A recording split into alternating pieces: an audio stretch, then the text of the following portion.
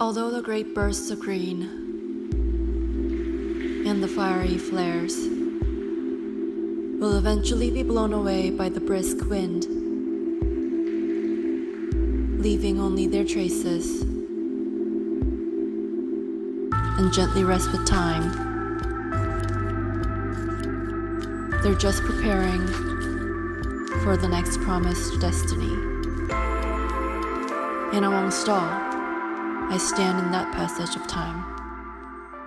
Time to ohora.